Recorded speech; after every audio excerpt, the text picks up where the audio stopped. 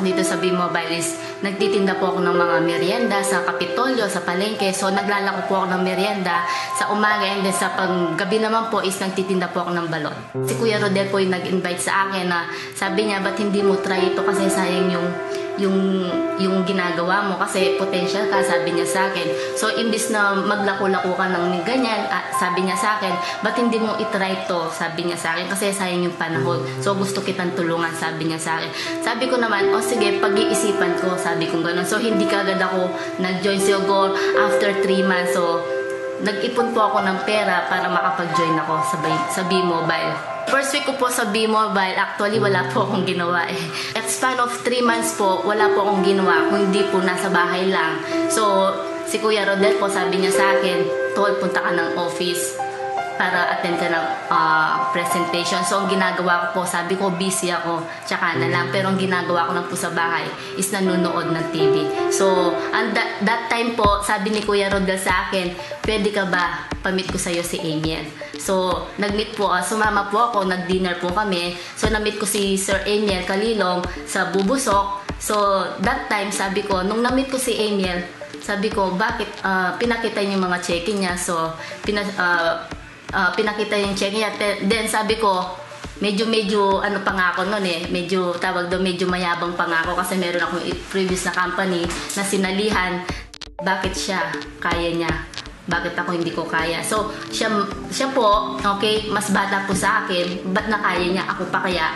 Hindi po ako nasira ng loob kasi alam ko sa sarili ko na totoo ang negosyo. Dati, hirap na hirap po ako sa pera. So, almost, ang dami kong utang. Siguro sa kamay ko na to, hindi mabila kung sa Lunes, Martes, Miyerkules, Huwebes, Biyernes, Sabado, Linggo, kung meron pa nga susunod na araw.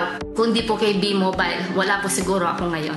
Actually kay Sir Amiel din. Kung hindi po kasi sa kanya, wala po akong malaking grupo din na tinulungan niya ako. So, nung buntis po ako, at least siya po yung nagpupunta sa mga bomb ko, yung mga invites na hindi ko naman din nagagawa. So, sabi ko nga, syempre, hindi man po siya mabayaran ng pera. Yung tulong niya po sa akin, ipinapasa ko din po. Actually po, na-inspired po ako kasi yung mga katulad ni Sir Duncan, Sir Peewee, yung mga tumulong sa akin. Sabi ko kasi, dati, nanood lang po ako sa YouTube. Ngayon po, hindi po na-expect. Lalo nung tinext po ako ni Sir Duncan at ni Amiel. Nakita po yung pangalan ko. Wala po ako sa top earner, pero nandito po ako sa harapan. Ako na po yung ini-interview, ako na po yung nagtitestimonial. So, marami din po akong sinacrifice kahit na buntis po ako. Nagpupunta po ako ng Olongapo, Pangasinan para ibang ko lang po yung mga invites ng mga leader ko. So, ako po, may perawan po ako wala. Ginugok po kahit utangin ko lang po yung pamasahe ko para mapuntahan ko lang yung tao.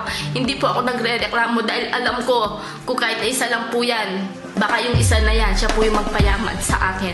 Yung best tip ko po, ako po isang housewife po. So, ako po ginagawa ko to para sa pamilya ko. Gusto ko rin tulungan ng asawa ko kasi ako po 4 na yung anak ko. Pero kasi ako po hindi po naranasan ang masarap na buhay. So, gusto ko po para sa kanila na ayoko nang mangyari sa buhay nila. Again, I'm Rochelle Madagisman Kunan. Dati po, naglalako ng merienda at balot. Ngayon po, certified B-Mobile. Soon to be Millionaires Club.